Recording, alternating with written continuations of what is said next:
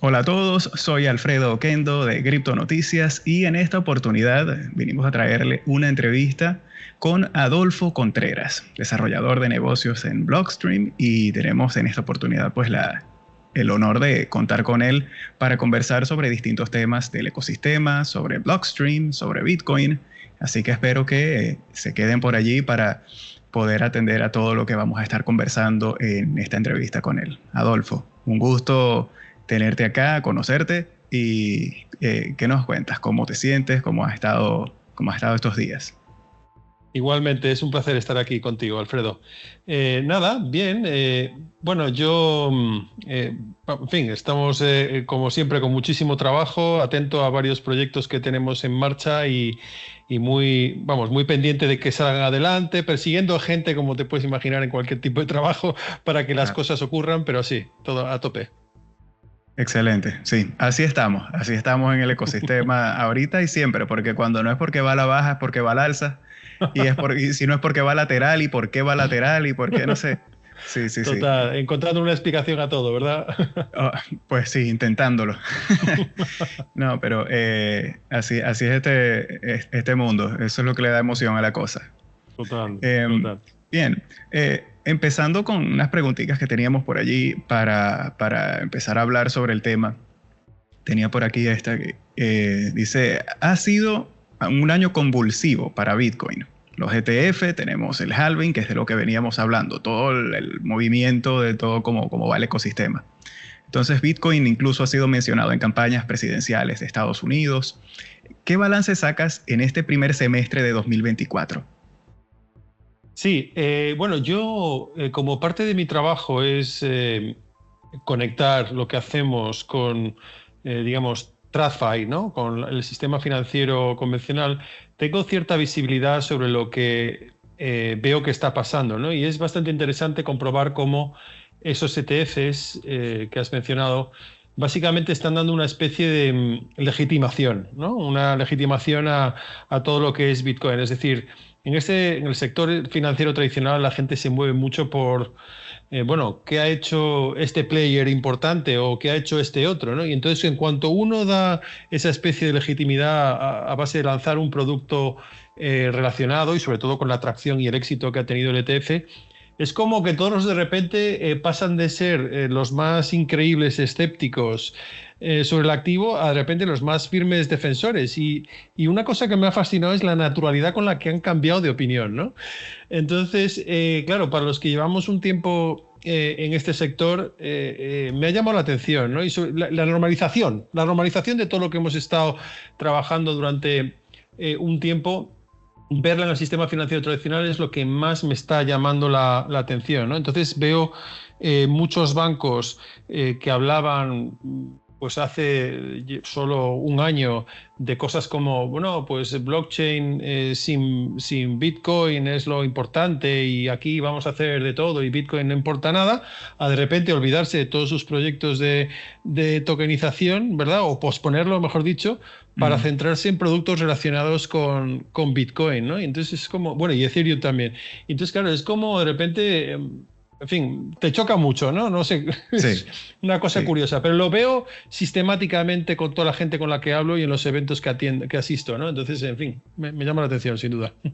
Sí, sí, sí. Es algo que tal vez para algunos se esperaba, pero no deja de sorprender. Es como eso que uno dice, va a pasar, pero igual cuando pasa como que Sí, porque, sobre pasó. todo porque es como, esperas que todavía el cambio de opinión sea como más paulatino, que tarde un Ujú. poquito más, ¿no? Pero de repente es como, ah, pues esto ya está bien, vamos a trabajar en ello. Y yo, ¿cómo?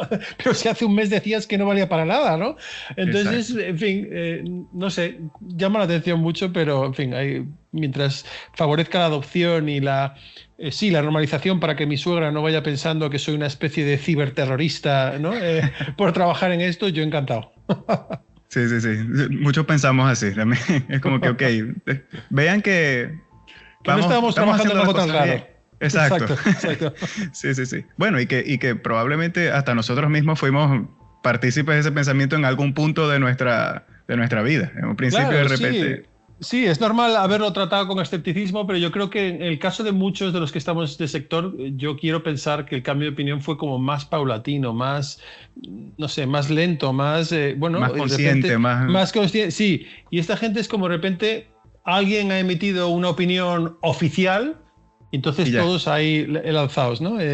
Y sí. el cambio de opinión es muy palpable en las conversaciones. Es fascinante porque de verdad que no había ningún tipo de charla relacionada con Bitcoin y ahora es todo productos de trading, productos de OTC, productos de custodia, usar Bitcoin como colateral para prestar, en fin, ese tipo de conversaciones están saliendo sin parar.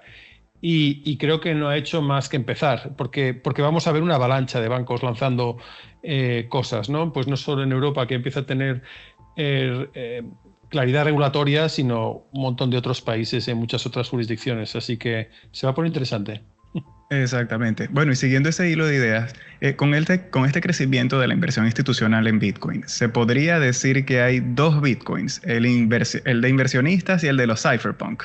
¿O crees que esto podría derivar en un futuro en un nuevo conflicto de Bitcoin como el que hubo en la guerra de los bloques, de los tamaños de bloques? Podría ocurrir. Soy de la opinión de que Bitcoin tiene dos propuestas de valor fundamentales.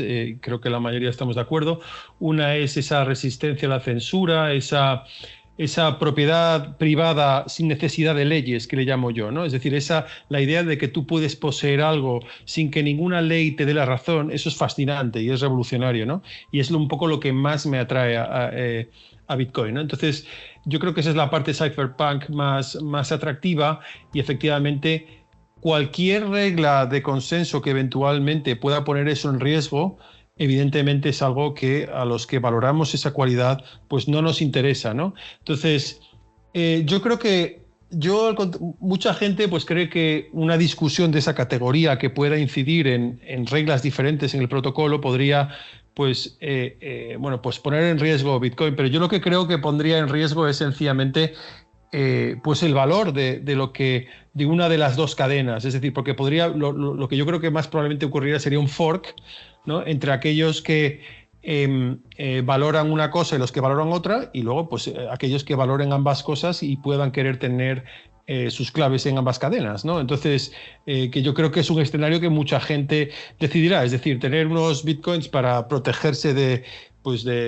leyes abusivas o de todos aquellos que valoremos propiedad privada sin necesidad de leyes, y luego todos aquellos que lo que valoran pues es esa mínima inflación, ese mínimo deterioro, esos mínimos costes de mantenimiento, que lo hacen parecerse como mucho al oro, ¿no? Entonces, todos aquellos que valoran eso, entre los cuales sin duda están los inversores institucionales en los ETFs, y yo también, aunque también valore lo otro, pues esos, si deciden promover reglas diferentes de alguna forma, con una mayoría económica que puedan llegar a poseer, pues bueno, siempre se puede hacer un fork. Es lo que me gusta del software, ¿no? Que cualquier discrepancia que pueda hacer que deje de existir consenso, al contrario de lo que ocurriría en un país, que lo que terminaría muy probablemente ocurriendo es una guerra civil, pues aquí no, aquí te haces un fork, ¿verdad? Y cada uno para un lado y todo el mundo en paz y encantado, ¿no? Entonces,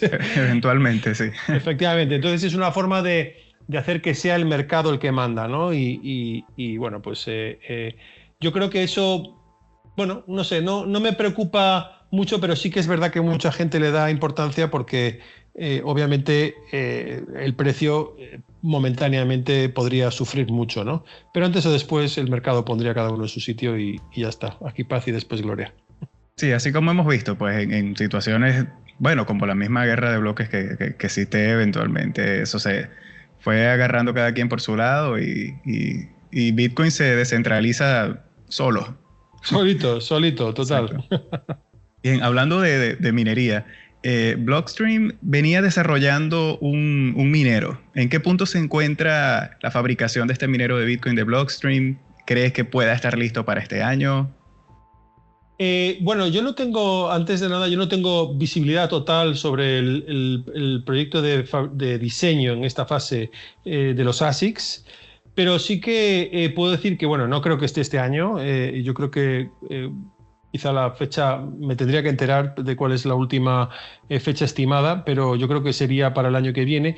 Y al principio no va a estar disponible para el mercado. La idea es un poco que en principio lo probemos nosotros internamente en nuestras propias operaciones de minería, ¿no? Pues, para validar el producto, validar los servicios que queremos añadir a este producto, ¿no? Y bueno, pues que nosotros como mineros lo valoramos como un producto estupendo, ¿no? Y de ahí, cuando todo eso ocurra, la intención sí que es un poco escalar y distribuir el producto por ahí. Pero bueno, tenemos...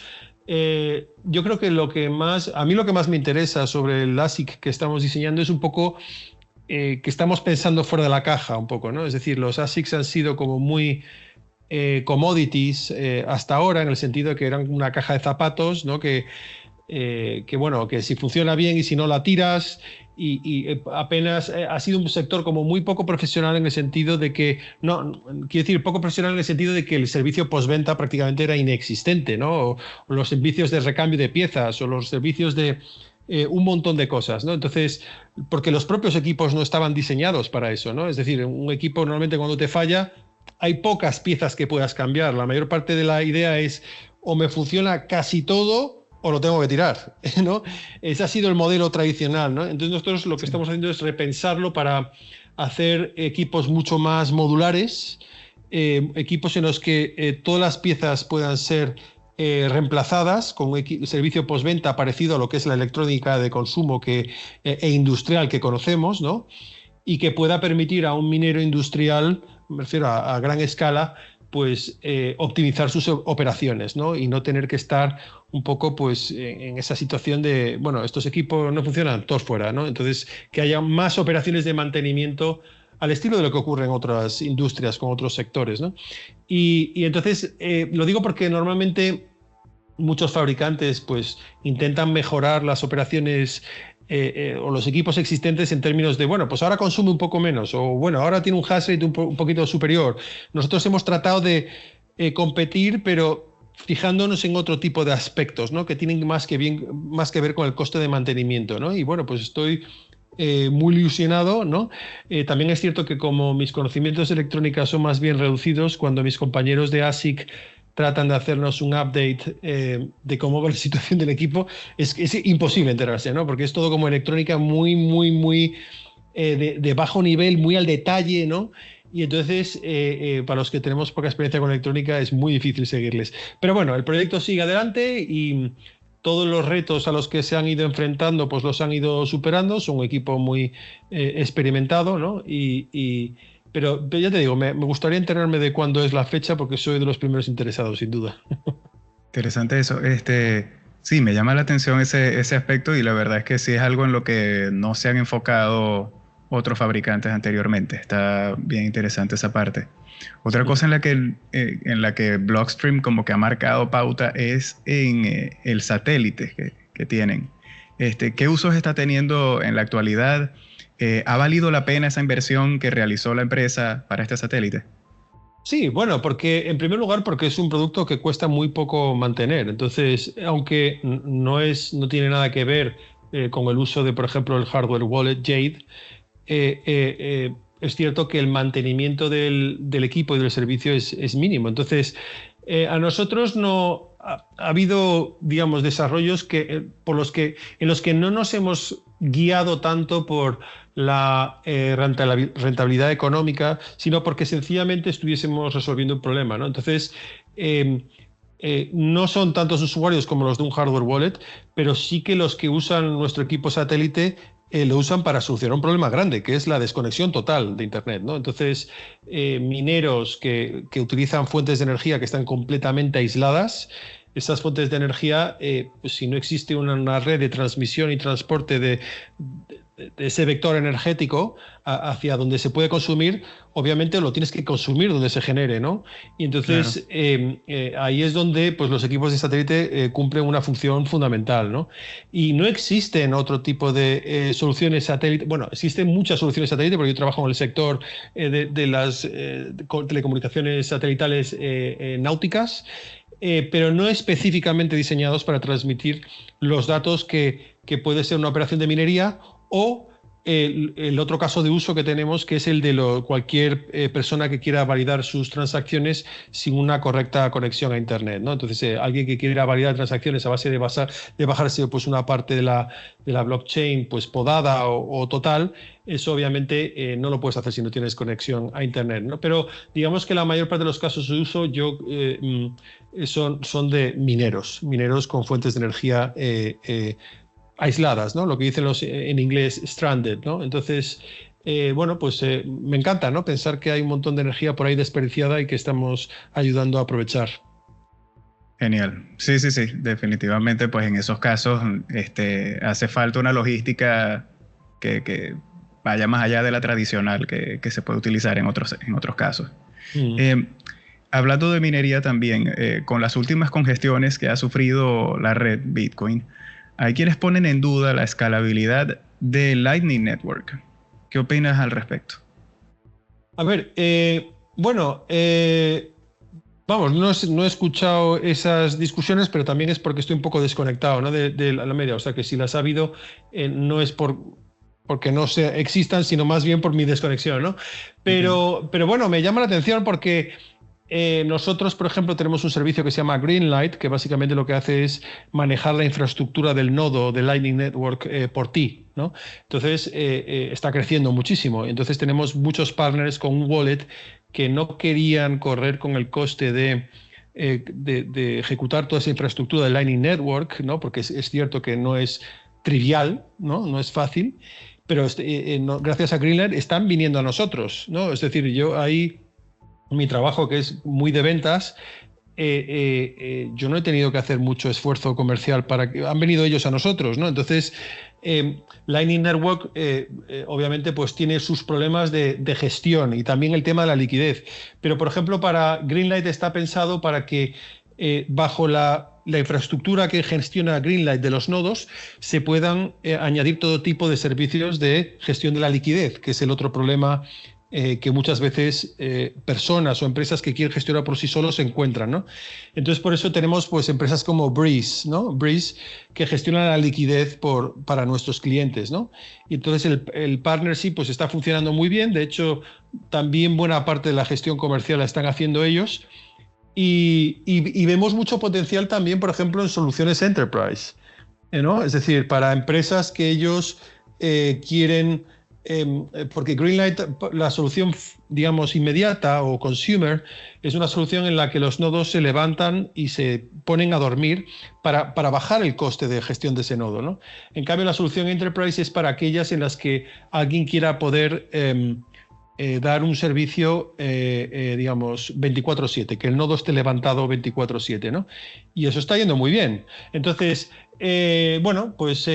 supongo que sí, habrá. Yo creo que los problemas que quizá te refieres tengan que ver con las personas que han intentado, o empresas que han intentado gestionarlo ellos solos, ¿no? Y si es así, pues yo lo comprendo, porque es verdad que es un dolor, o sea, es un protocolo que no es trivial de gestionar. Yo lo he intentado por mi cuenta, yo no soy una persona técnica, ¿no?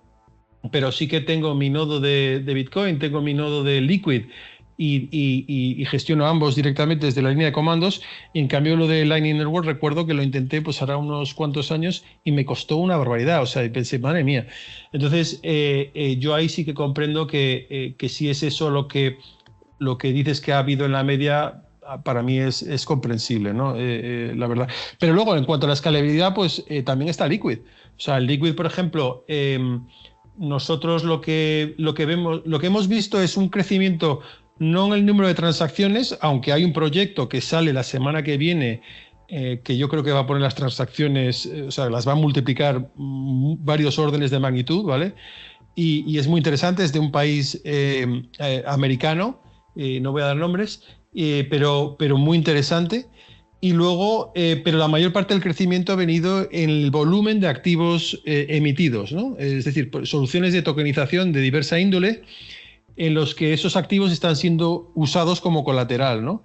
Y entonces, bueno, pues tanto para pagos como para la emisión de activos digitales, como en otra serie de cosas sí que está escalando, ¿no? Y luego, pues también con soluciones como Greenlight, ¿no? Y otras que, en fin, sé que hay en el mercado, ¿no? Que parecidas a Greenlight, cada una tiene sus trade-offs, ¿no? Sus ventajas, sus inconvenientes, pero yo ahí sí que veo tracción. Yo creo que, insisto, yo creo que las críticas a las que te referirás serán en relación a la gestión precisamente de los nodos y la liquidez, porque eso sí que estoy de acuerdo que es, Claro. que es y ha sido un dolor, ¿no? Exacto, sí, sí, sí. No, y ahorita mencionaste a Liquid y precisamente también hay personas que pueden afirmar que de repente la adopción no es tan alta como se esperara, que tiene pocos usuarios. Ahorita mencionaste pues que tienen estas expectativas de este producto que piensan traer pronto. Ahora, ¿crees que hay alguna otra traba que haya jugado un papel ahí para que ralentice un poco esa atracción que pudiera tener? Sí, a ver, Liquid, yo ahora, alguien me va a matar, pero yo ahora estoy mucho más emocionado con Liquid que casi con Bitcoin, ¿vale? Y lo voy a explicar. Eh, Vamos a ver, pero respondiendo a tu pregunta primero, Liquid tiene dos casos de uso o tres casos de uso, ¿no? He mencionado los pagos, he mencionado la emisión de activos digitales, pero luego también todo lo que sean transacciones cuando las fees están altas en la cadena principal, es ahí donde vemos una adopción más rápida. Es decir, ¿cuál es el problema y el motivo por el cual, en mi opinión, no hemos visto tracción con este último caso de uso? Pues porque las fees eran muy bajas. Así de sencillo. O sea, cuando las fees en la cadena principal son muy bajas, ¿para qué te vas a ir a Liquid? Es que no tiene ningún sentido. En cambio, yo que trabajo directamente con Liquid, lo que veo es que cada vez que las fees se disparan, pues porque hay unos ordinals, porque hay los runes, porque hay cualquier tipo de cosa, automáticamente vienen una horda de empresas que quieren hacerse miembros de la federación, integrarse con la cadena para pues para generar este tipo de transacciones en la cadena 2 y luego pues hacer su settlement con la cadena principal de vez en cuando, ¿no? Y eso ha ocurrido durante el último año y medio de forma bastante exagerada. O sea, yo cuando llegué hace poco más de 2 años a Blockstream hasta ahora, pues yo creo que habrá crecido un 20% el número de miembros de la federación y miembros con mucho volumen o sea, con mucha actividad, digamos, ¿no? El caso de uso de los pagos, es cierto que Liquid su caso de uso principal nunca se había pensado para el tema de pagos. Entonces, obviamente, si la seguridad y la minimización de la necesidad de confiar no son estrictamente necesarias, como es en el caso de un pago de poca entidad, yo creo que hasta ahora Liquid no había sido la blockchain ideal. ¿Por qué? Porque tienes Tron, tienes Solana, tienes todas estas que tienen transacciones muchísimo más rápidas, ¿no? Y que para un caso de uso que no requiera especial seguridad, es cierto que pueden resolver el problema. Y entonces ahí se ha visto un crecimiento muy, muy grande. Ahora estamos haciendo cambios para que, precisamente por este caso de uso que te menciono, que viene dentro de poco, y otros tantos para el tema de pagos, en los que estamos haciendo cambios para que se puedan hacer pagos mucho más rápidos, sin necesidad de esperar el tiempo del bloque de 1 minuto que hay para activos de otra índole, de mayor entidad, de mayor volumen, ¿no? Y luego en el caso de los activos digitales, a ver, la verdad, creo que muy pocas blockchains han tenido tracción en lo que se refiere a activos digitales verdaderamente valiosos. Y me voy a explicar, es decir, tanto activos con fuerte seguridad jurídica, con gran seguridad jurídica, como aquellos regulados que verdaderamente tienen mucho valor. La mayor parte de los activos que se han metido en la mayor parte de cadenas han sido memcoins y cosas de esa índole que realmente pues tampoco tienes una seguridad muy grande, ¿no? Sin embargo, cuando tú tienes activos muy valiosos, ahí es donde la seguridad verdaderamente se hace importante. Y lo que vemos, por ejemplo, es desde México, bueno, esto es un caso de uso que muy poca gente conoce, pero desde México se han emitido ya más de 1 billón con B, o sea, más de 1.200 millones de dólares en pagarés mexicanos. Esto es una barbaridad y esto solo ha ocurrido en el último año y medio, ¿no? De hecho, la cifra exacta ya me he perdido porque como crece muy rápido no hay que hacer, ¿sabes? Les tengo que pedir al emisor. Sí. Claro, porque no está automatizado. De hecho, es que es muy difícil de automatizar, porque son documentos que son en papel y se tienen que tokenizar con un proceso, y para ellos no era importante tener el dato exacto y por lo tanto pues no lo han hecho. Entonces yo cada vez que le tengo que pedir una cifra, tengo que pedirles un favor, ¿no? Pero la cifra va creciendo a toda velocidad y esos son activos que hay bancos americanos, o sea, de Estados Unidos y fondos que ya están usando como colateral para prestar a entidades financieras no bancarias en México, ¿no? Y es una cosa de la que en el sector apenas se está hablando y realmente estamos resolviendo, Liquid está resolviendo un problema muy grande, ¿no? Que es que estas entidades financieras no bancarias en México tenían estos activos en papel, pero como eran muy costosos pues de obtener la información y de enviarlos con custodios a los prestamistas, no se emitía. Entonces, se podían quedar sin dinero con estos activos súper valiosos. Ahora, tokenizados, sin embargo, se puede enviar el token, utilizarlo como colateral y recibir dinero para financiar sus operaciones.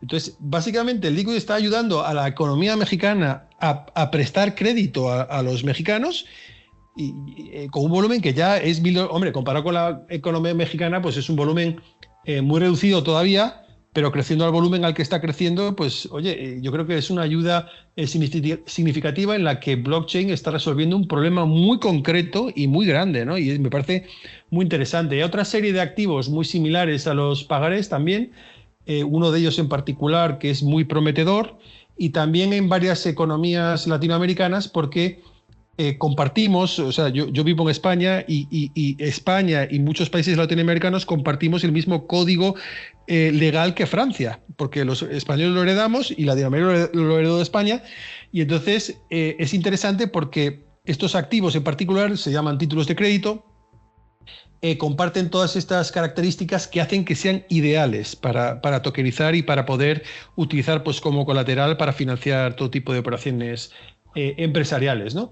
Y entonces, bueno, a mí lo que quiero decir es que con la emisión de activos digitales, yo creo que la mayor parte de lo que se ha hecho en muchas blockchains han sido cosas poco valiosas, y hasta el momento en el que hemos encontrado casos de uso verdaderamente valiosos, pues ha tardado mucho, ¿no? Luego está el caso de El Salvador también, que con la regulación que tienen es muy amigable a la emisión de bonos, sobre todo para operaciones de real estate, y eso también está creciendo bastante, ¿no?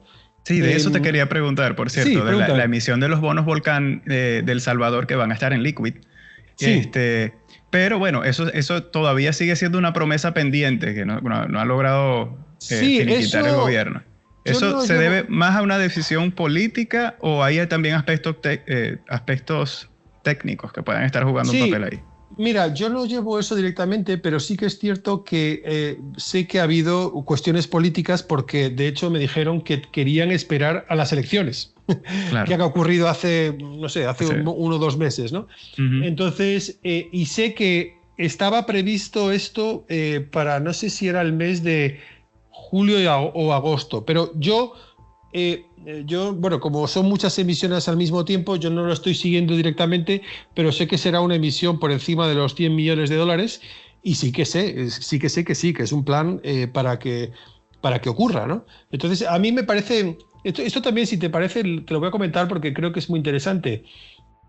Yo creo que lo que mucha gente no ha entendido con el tema de blockchain es que al tú transformar muchas leyes en software, lo que estás ahorrando mucho es la necesidad de regular, la necesidad de un aparato legal y de que haga cumplir esas leyes, ¿no? Y todo eso es costosísimo, ¿no? Entonces, de hecho, los únicos mercados financieros verdaderamente potentes han sido tradicionalmente en países de Europa o en Estados Unidos o Japón, ¿no? Pero poco más, ¿no? Entonces, una de las ventajas que blockchain tiene, que me parece enorme, es que hacer cumplir los derechos y obligaciones de un activo digital como un bono, sea soberano o corporativo, un pagaré, una acción, etcétera, etcétera, es mucho más barato y mucho más fácil con blockchain que con el sistema financiero tradicional, porque en el sistema financiero tradicional tú necesitas que un montón de entidades que no confían entre sí tengan que hacer negocios las unas con las otras, y para que puedan confiar las unas a las otras, hay que emitir un montón de leyes, hay que tener un montón de reguladores, un montón de supervisión, un montón de regulación. Y claro, eso hay países pequeños que no se lo pueden permitir, porque a lo mejor son miles y miles y miles de personas trabajando en todo esto, ¿no? En cambio, con una blockchain que sea segura, porque es importante que sea segura, porque si no, cada vez que se rompa algo, vas a tener que regularlo. Y por lo tanto no estás solucionando el problema que se supone que tienes que solucionar, ¿no? Entonces, lo que veo es que en este tipo de países emergentes, con digamos, organizaciones regulatorias pequeñitas, yo creo que son los que más se van a beneficiar de una blockchain segura, ¿no? De hecho, en el caso mexicano de los pagarés, es interesante porque aunque México tiene un sistema financiero más desarrollado que muchos otros países latinoamericanos, precisamente en el tema de los pagarés no estaba regulado. No había una ley que obligase a todas las empresas que participan a confiar exactamente pues, en una bolsa de valores, una depositaría y todas esas cosas. Y por eso ahí blockchain resuelve un problema muy importante. En fin, o sea que sí, vemos mucha acción viniendo sobre todo de Latinoamérica, pero respondiendo a tu pregunta, el motivo de que yo creo que haya tardado tanto el Liquid como muchas otras blockchains es porque creo que todavía hay mucha gente tratando de encajar reglas en software dentro de reglas en leyes, ¿no?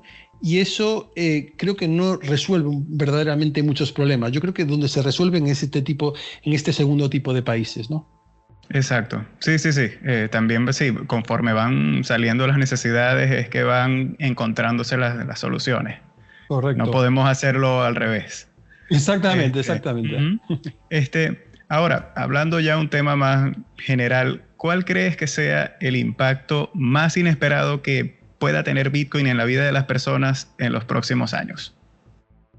Bueno, yo creo que a mí me gusta pensar que lo que te comentaba antes, que el uso más importante, pues a mí como libertario, el que más me interesa es limitar el poder del Estado. Es decir, si tú te fijas un poco en cómo funcionan todos los países, en la mayoría tenemos una constitución que básicamente es un listado de todas las formas en las que los ciudadanos nos tenemos que proteger de posibles abusos del Estado, ¿no? Y entonces Bitcoin básicamente consigue esto dándote la propiedad privada sin necesidad de leyes, ¿no?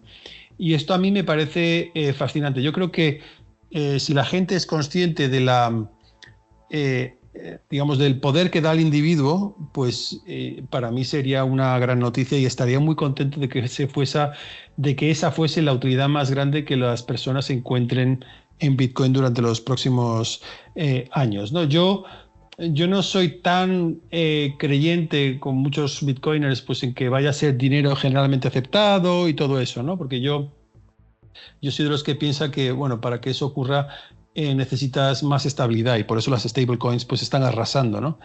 Pero sí que creo que el poder que da a los individuos pues tener propiedad privada sin necesidad de leyes nos permite a todos protegernos mucho de los abusos, ¿no? Y yo creo que eso es y será, si aumenta la adopción, pues una extraordinaria noticia, ¿no? Sí, Satoshi estaría muy feliz de que eso siga avanzando. Fue el motivo principal. Total. Bueno, Adolfo, de verdad que ha sido un placer conversar contigo sobre estos temas. Ya esa era la última pregunta que teníamos por ahí pendiente. De verdad ha sido un gusto. Igualmente. Muy interesante la información que has podido compartir con nosotros. A las personas que nos están viendo en este momento, les agradecemos haber visto esta entrevista hasta este instante y les recordamos que dejen siempre su like antes de irse, se suscriban al canal y activen la campanita de notificaciones para que no se pierdan todo el contenido que seguiremos preparando para ustedes. Si quieren saber más sobre estas y otras novedades relacionadas con Bitcoin y criptomonedas, no se olviden de visitar nuestro sitio web criptonoticias.com y de seguir nuestras redes sociales que van a encontrar en la descripción del video. Muchísimas gracias, me despido de ustedes y gracias, Adolfo. Gracias a ti, Alfredo, un placer. Un placer.